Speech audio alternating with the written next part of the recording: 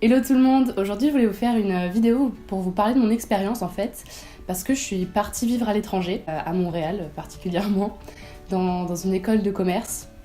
Et je reçois quand même pas mal de messages en fait de personnes qui voient que je suis partie à l'étranger et qui me demandent comment ça se passe, est-ce que j'ai regretté, est-ce que le coût de la vie est cher. Enfin voilà, plein de petites questions comme ça, donc je me suis dit pourquoi pas faire une vidéo pour aider de futurs étudiants à partir, enfin pour des études ou même pour juste un voyage, je sais pas, pour une longue période, enfin voilà, pour découvrir un petit peu. Déjà, pourquoi je suis partie de la France pour étudier? Tout simplement parce que le système français ne me plaisait pas du tout, comme pas mal de personnes. Bon après je sais que maintenant ça a un petit peu changé, donc je vais parler plutôt de mon expérience à moi quand il y avait encore les séries ES, S et L.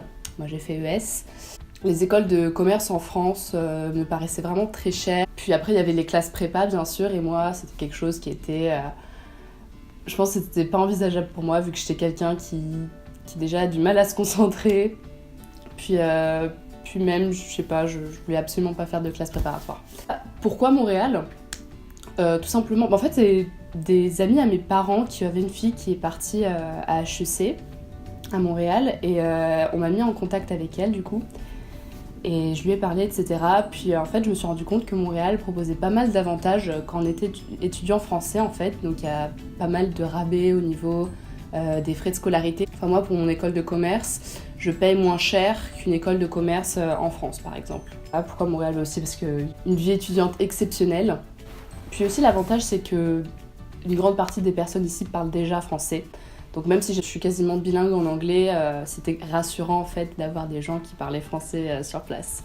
Donc comment sauter le pas? Tout simplement en ayant le soutien de vos proches, et si c'est pas le cas, parce que je sais que j'ai des personnes qui m'envoient des messages comme quoi leurs parents voulaient pas qu'ils partent, etc. Il faut leur expliquer que c'est quelque chose qui vous tient vraiment à cœur, que c'est pour votre avenir, puis même ça vous procure une expérience de ouf, donc il faut vraiment foncer. Je trouve ça vraiment vraiment très très important, enfin, c'est vraiment unique comme expérience. Après je sais, il peut y avoir quelques points négatifs, c'est-à-dire devoir quitter la famille, les amis, copains, copines, etc. Donc ça a été compliqué au départ forcément, mais après il y a toujours FaceTime, etc. Puis je rentre pour les vacances de Noël et les grandes vacances en France, donc je peux voir mes amis. Puis même je sais que c'est quelque chose qui peut faire peur, mais voilà, c'est comme toutes les nouvelles choses au final, au début on a peur et puis au final on se rend compte que c'est la meilleure chose qui vous est jamais arrivée, quoi. Alors comment j'ai vécu ma première année? Parce que là actuellement c'est ma deuxième année à Montréal. La première année c'était l'effervescence, tout le monde est super content de vivre enfin dans son propre appartement. Enfin moi je suis en colocation. Et ça change en fait de rentrer vraiment dans la vie d'adulte. Donc au début tout est rose, tout est beau, on est super content. Et après bien sûr il y a la redescente où il y a un moment donné où il commence vraiment à faire froid, où il fait pas beau. Enfin à la fin d'automne, début hiver quoi.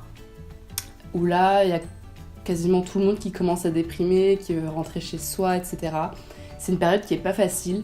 Mais franchement avec les nouvelles amitiés qu'on a formées au début d'année, c'est tellement plus simple de surmonter ça, parce qu'en fait vos amis deviennent votre famille, parce que votre famille est restée en France ou dans votre pays. C'est sûr que c'est compliqué, mais c'est surmontable.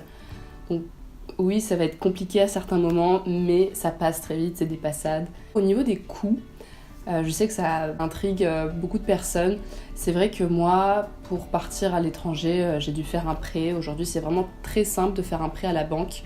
En tout cas quand on est étudiant, parce que le taux d'intérêt est vraiment très très faible. Et puis comme je vous ai dit, en étant français, on a certains avantages dans des écoles francophones, par exemple Polytechnique, HEC. Donc voilà, ça c'est quelque chose qui est quand même assez rassurant, surtout quand on voit le prix des écoles en France, qui est vraiment très très élevé comparé à ici. Après certes, il y a aussi les coûts de la vie de tous les jours. Honnêtement, en tout cas à Montréal, les prix de logement sont beaucoup moins chers qu'en France. C'est beaucoup mieux en colocation. Et la colocation, franchement, moi, j'en retire une super bonne expérience. Parce que c'est comme, en fait, quand je rentre chez moi avec mes colocs, genre maintenant c'est comme ma famille, donc Ça fait plaisir d'avoir des personnes chez soi en fait et de ne pas rentrer dans un appartement vide. Pour vous donner un petit ordre d'idée quand même, on va dire pour un mois, pour le logement, nourriture, dépenses extérieures, etc., 1200 € avec le logement, c'était suffisant, largement suffisant pour pouvoir vivre à Montréal. Bon, après ça dépend, hein, vous pouvez avoir plus ou moins comme budget, ça reste correct. Puis aussi ici c'est vraiment facile de trouver des jobs étudiants. Moi j'ai déjà eu 2 emplois ici. Comparé en France, il faut avoir beaucoup de contacts. Ici c'est vraiment... ils recherchent toujours en fait des étudiants pour des postes, que ce soit serveuse. Moi j'ai travaillé dans des festivals.